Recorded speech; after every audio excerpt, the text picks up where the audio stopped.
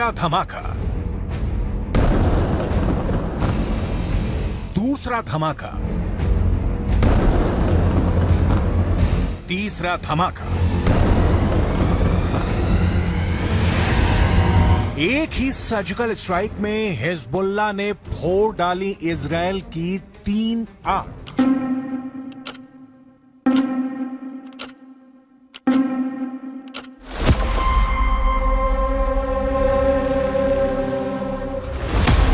पहली आंख,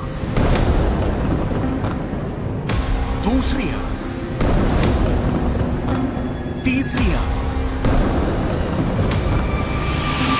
हिजबुल्लाह ने मिसाइल अटैक करके इजरायल की 3 आंखों को फोड़ दिया। ये मेरान एयर सर्वेलेंस बेस है और यहां इजरायल के रेडार और कम्युनिकेशन सिस्टम थे, जिससे वो लेबनान में हिजबुल्लाह पर नजर गड़ाए रहता था।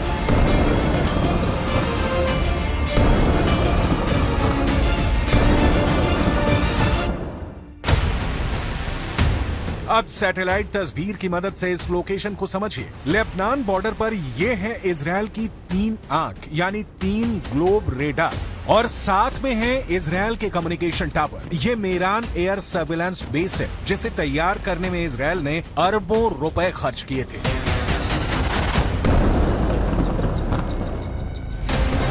यही वजह है कि लेबनान के हिजबुल्लाह ने इसे अपना सॉफ्ट टारगेट बनाया। बेरूत में हमास के डिप्टी चीफ सालेह अल अरूरी की मौत के बाद यह हिजबुल्लाह का इजरायल पर सबसे बड़ा हमला है।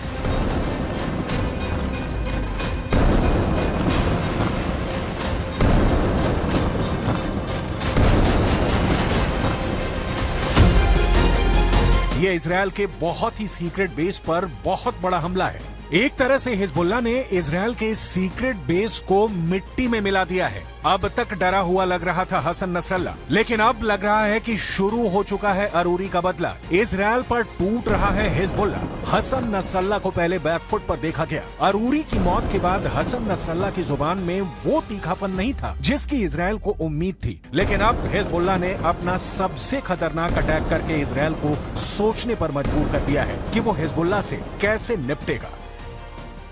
עדיין יש בג'באליה מחבלים, רק כעת הם פועלים ללא מסגרת וללא מפקדים. נתקלנו וגם ניתקל בירי רקטי ספורדי מהמרחב הזה. תקפנו אותו ונמשיך לתקוף ונמשיך להעמיק את ההישג באזורים האלה. זה דורש זמן. אין קיצורי דרך בלחימה בטרור.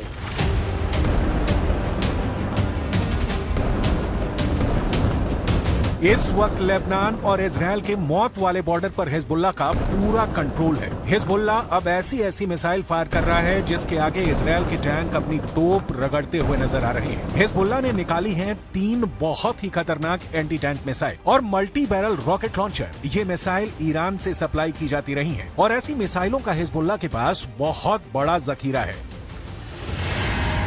हिजबुल्लाह 3 तरह की एंटी टैंक गाइडेड मिसाइल इस्तेमाल कर रहा है। ये है कॉर्न, इसकी रेंज 5 किलोमीटर तक है। ये रूस की मिसाइल है, लेकिन अब ईरान इसका देसी वर्जन देहलाविया तैयार कर चुका है और ऐसी बहुत सी मिसाइल अब हिजबुल्लाह के पास है। दूसरी है BGM-71 TOW टो anti tank guided missile. Range है 3.5 किलोमीटर। ये अमेरिका में बनी मिसाइल है, लेकिन अब इसकी नकल ईरान तैयार कर रहा है और उसने हिजबुल्लाह को सप्लाई की है। तीसरी है 85 कॉनकोर्स, रेंज 4 किलोमीटर। ये भी रूस ने बनाई है और अब ईरान में ये तोसान नाम से तैयार की जाती है। इन्हीं मिसाइलों से हिजबुल्लाह ने इजरायल के मेरान एयर सर्विलांस बेस पर हमला किया है। ये तीनों मिसाइल बहुत ही घातक हैं और जिस तरह से इन्होंने इजरायल के अड्डे उड़ाए हैं, उससे ये बात साबित हो जाती है। हिजबुल्लाह का दावा है कि उसका हर हमला इजरायल को मुंहतोड़ जवाब है। बताया जा रहा है कि हिजबुल्लाह ने इस अड्डे को उड़ाने के लिए 60 से ज्यादा मिसाइल फायर की हैं और सभी अपने टारगेट पर लगी।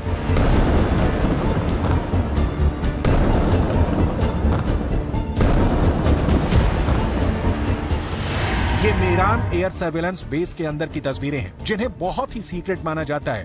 ये बेस 1967 में बनाया गया था ताकि लेबनान बॉर्डर पर नजर रखी जा सके। इसका कंट्रोल इजरायल की एयरफोर्स के पास है। इस बेस से हवाई टारगेट को भी ट्रैक किया जाता रहा है और रॉकेट और तोप के गोलों को भी ट्रैक किया जाता है ताकि लेबनान बॉर्डर से लगे उत्तरी इजरायल के इलाकों को सुरक्षित रखा जा सके। दक्षिण लेबनान और उत्तरी इजराइल के बीच जो बॉर्डर है वहाँ तनाव बहुत ज्यादा है। कब कहाँ बम फटेगा, कहाँ धमाका होगा, ये या तो हिजबुल्लाह जानता है या फिर इजराइल की सेना। वैसे यहाँ के लोगों को भी पता है कि बहुत जल्दी युद्ध का एपिसेंटर गाजा से निकलकर लेबनान तक पहुँच सकता है। यहाँ तैनात संयुक्त राष्ट्र की सेनाएं भी अलर्ट मोड पर हैं। लगातार पेट्रोलिंग हो रही है। हमास के डिप्टी चीफ सालेह अल अरूरी की मौत के बाद हिजबुल्लाह के सामने बस दो ही विकल्प है, या तो उसे मरना होगा या उसे मारना होगा। यही वजह है कि हिजबुल्लाह ने इजराइल के अड्डों को टारगेट करना तेज कर दिया है। इस वक्त पश्चिम एशिया में युद्ध की जो आग लगी हुई है, गाजा पर बमबारी के बीच हमास और इजराइल के बीच जिस तरह की टक्कर हो रही है, उसमें अब नया खतरा इजराइल और लेबनान बॉर्डर का भी है। यहाँ भड़के शोले अब युद्ध की इस आग को 10 गुना भड़का सकते हैं और अब दुनिया में सिर्फ 4 लोग इसे कंट्रोल कर सकते हैं। पहले हैं इजराइल के प्रधानमंत्री बेंजामिन नेतन्याहू, दूसरे हैं ईरान के राष्ट्रपति इब्राहिम रईसी, तीसरे हैं अमेरिका के राष्ट्रपति जो बाइडेन और चौथे हैं यूरोप से लेकर अमेरिका तक सबको हिला देने वाले रूस के राष्ट्रपति व्लादिमीर पुतिन। इस वक्त सबसे ज्यादा एक्टिव ईरान है, खासकर किरमान में आतंकी धमाकों के बाद ईरान ने हिजबुल्लाह और यमन के हूथी विद्रोहियों को चौकन्ना रहने के लिए कहा है। ईरान ने इन दोनों मिलिशिया तक पहले ही इतने हथियार पहुंचा दिए हैं कि अगर इजराइल ने गाजा पर बमबारी नहीं रोकी तो हिजबुल्लाह और हूथी दोनों इजराइल पर बम बनकर फट सकते हैं। ये बात नेतन्याहू भी जानते हैं। הנחתה את צה"ל לצאת למלחמה כדי לחסל את החמאס, להשיב את חטופינו ולהבטיח שעזה לא תהיה עוד איום על ישראל. אסור לעצור את המלחמה עד שנשיג את כל היעדים הללו.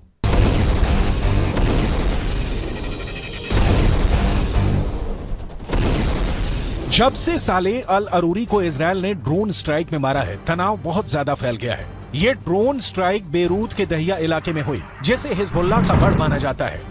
दहिया में जब सालेह अल अरूरी को जब हमास के ऑफिस के करीब देखा गया, तब इजराइल का ड्रोन मौत बनकर टूट पड़ा। इस हमले में सालेह अल अरूरी के अलावा 5 और लोग मारे गए जो हमास के ही अधिकारी थे। सवाल है कि क्या अरूरी की मौत का बदला अब सीधा युद्ध होगा, जिसमें बड़ी लड़ाई इजराइल और हिजबुल्लाह के बीच होगी। ऐसा युद्ध जिसमें इजराइल की तरफ होगा अमेरिका, जबकि हिजबुल्लाह की मदद करेगा ईरान। हालांकि बेंजामिन नेतन्याहू इससे पहले ही बेरूत को गाजा बनाने की धमकी दे चुके हैं।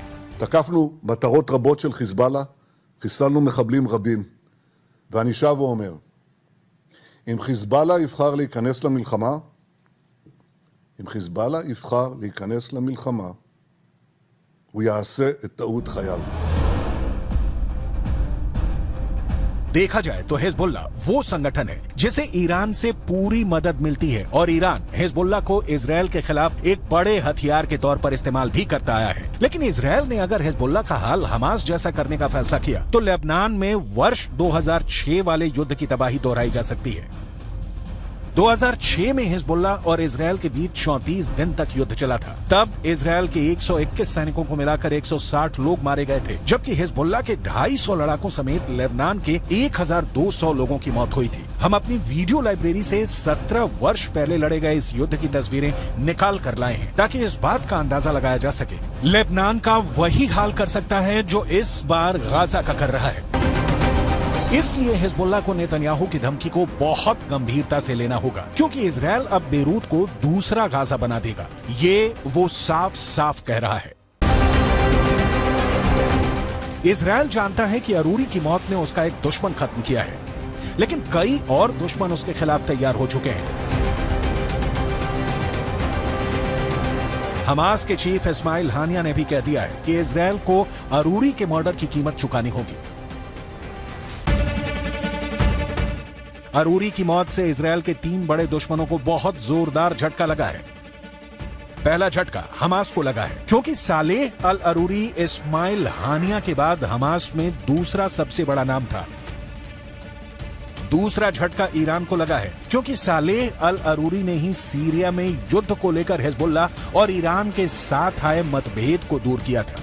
तीसरा बहुत बड़ा झटका हिजबुल्लाह को लगा है, क्योंकि इजराइल ने बता दिया है कि अब वो लेबनान की राजधानी बेरूत और हसन नसरुल्लाह के गढ़ को टारगेट करने से पीछे नहीं हटेगा।